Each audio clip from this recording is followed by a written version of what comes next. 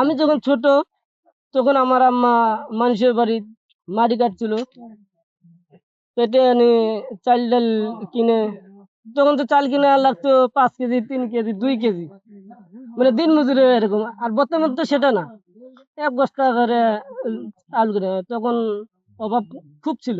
হ্যাঁ হ্যাঁ, একটা কথা এখন মনে পড়লো। তখন খাইছিলাম মানে গরম ভাত পাক করে খাইছিলাম, পলতা খাইছিলাম, কাঁচামরিচ দিয়ে খাইছিলাম, পানি দেওয়া ভাত খাইছিলাম। আমাদের চরাঞ্চলে ভাষা এটাই বলে। হ্যাঁ, না খেয়ে এটা তো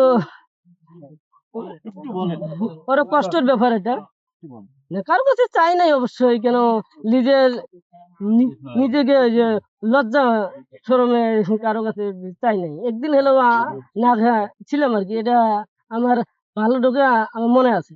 না যে তারা ঠাট্টা করছিল আমাকে নিয়ে, আমি আমি শুধু মাথা নিচু করে করছি।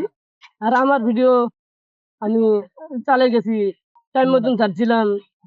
দুপুর 12টা বাজলে আমি একটা ছোটখাটো ভিডিও একটা করে ছাড়ছিলাম। এই 140টা ভিডিও কি 120টা ভিডিও ছাড়াতে আর একটা লাইভ করাতে লাস্টে ফেসবুক কোম্পানি আমার পেজটা আর কি খরিদে দিয়ে ভাইরাল করে দিল।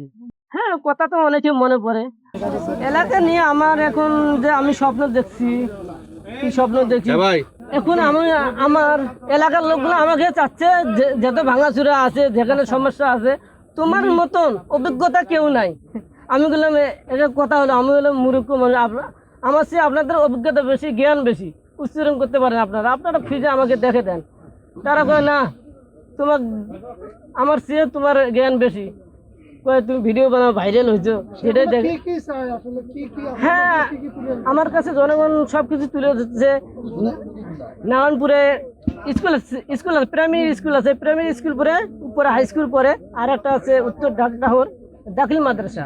তারপর সবার দাবি একটা কলেজ, এই যে এসএসসি পরীক্ষা দিয়ে ধর আমরা কলেজে পড়তে পারি।